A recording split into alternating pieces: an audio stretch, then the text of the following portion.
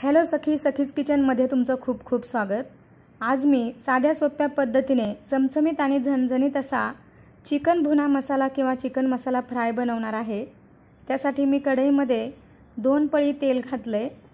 तेल चांगलं तापलं की गॅस बारीक करून काही खडे मसाले घालून चांगले परतून घ्यायचे। मसाल्यांचा जो स्वाद आहे तो तेलामध्ये व्यवस्थित उतरला गेला पाहिजे। 3 हिरव्या मिरच्या उभ्या पातळ कट करून घातलेल्या आहेत आणि थोडासा कढीपत्ता सुद्धा घालून घ्यायचा। सगळं साहित्य चांगलं परतलं गेलं की कांदा घालून घ्यायचा आहे। मी 3 मोठ्या आकाराचे कांदे अशा पद्धतीने उभे पातळ कट करून घातलेले आहेत। 500 ग्रॅम चिकनसाठी मी इथे 200 ग्रॅम कांदे घेतलेले आहेत। कांदा घातल्यानंतर गॅस मोठा करायचा आहे आणि कांदा एकसारखा हलवत गुलाबी रंगावर चांगला परतून घ्यायचा आहे। कांदा चांगला परतला गेला पाहिजे। कांदा छान परतला गेलाय आणि मस्त गुलाबी रंग आलेला आहे। आता यामध्ये 1 चमचा भरून आलं आणि लसणाची पेस्ट घालून घ्यायची आहे आणि गॅस बारीक करायचा आहे। बारीक गॅसवर आपल्याला आले लसणाची पेस्ट व्यवस्थित परतून घ्यायची आहे। 2 मोठ्या आकाराचे टोमॅटो मी बारीक कट करून घेतलेले आहेत, ते घालून घ्यायचे आहेत। तुम्ही टोमॅटो मिक्सरमध्ये फिरवून घेतले तरी चालतील। टोमॅटो सॉफ्ट करून घ्यायचा आहे आणि त्यासाठी यावर आपल्याला 2 मिनिटासाठी झाकण ठेवायचे।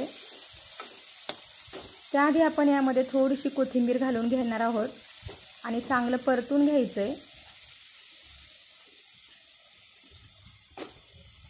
आता यावर झाकण ठेवून 2 मिनिटे आपण कांदा चांगला शिजवून घेणार आहोत। कांदा आणि टोमॅटो 2 मिनिटांनंतर आपला कांदा आणि टोमॅटो व्यवस्थित शिजला गेलेला आहे, सॉफ्ट झाला आहे। पळीच्या सहाय्याने अशा पद्धतीने पुन्हा एकदा चांगला घोटून घ्यायचा आहे, चांगला मिक्स करून घ्यायचा आहे। आता यामध्ये 1 चमचा भरून घरगुती कांदा लसूण मसाला, 1 चमचा घरगुती लाल गरम मसाला आणि 1.5 चमचा धना पावडर घातलेली आहे। मंद गॅसवर आपल्याला हा मसाला व्यवस्थित परतून घ्यायचा आहे। यामध्ये अर्धी पळी पाणी घालून घ्यायचं आणि मसाला छान शिजवून घ्यायचा आहे। जितका हा मसाला चांगला परतला जाईल तितका आपला चिकन भुना मसाला छान होईल। आता गॅस मंद करायचा आहे आणि झाकण ठेवून 1 ते 2 मिनिट मसाला शिजवून घ्यायचा आहे। 2 मिनिटांनंतर आपला हा मसाला छान शिजला गेला आहे। आता मॅरिनेट केलेलं चिकन घालून घ्यायचं आहे। मी चिकनला अगोदरच 2 तास हळद आणि मीठ लावून मॅरिनेट करून ठेवलेलं होतं। 2 चमचे लिंबाचा रस सुद्धा लावून घेतलेला होता आणि चिकनचे पीसेस छान मुरले गेलेले आहेत। आता आपल्याला हे चिकन मोठ्या गॅसवर चांगलं परतून घ्यायचं आहे, चांगलं भाजून घ्यायचं आहे। चिकन घातल्याच्या नंतर गॅस मोठा करायचा आहे। चिकन चांगलं परतलं गेलं पाहिजे।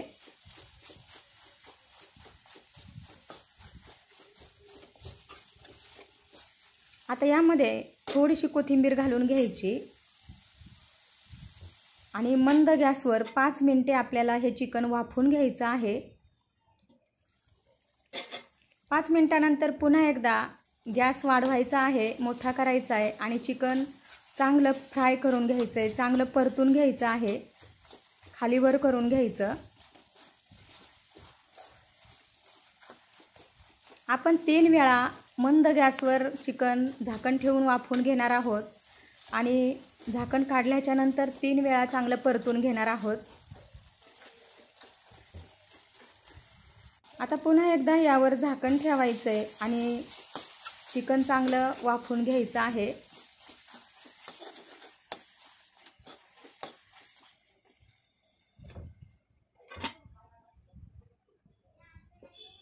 पाच मिनिटे झालेली आहे। चिकनला छान तेल आणि पाणी सुटले। पुन्हा एकदा चिकन व्यवस्थित फ्राय करून घ्यायचं आहे। गॅस थोडासा मोठा करायचा आहे।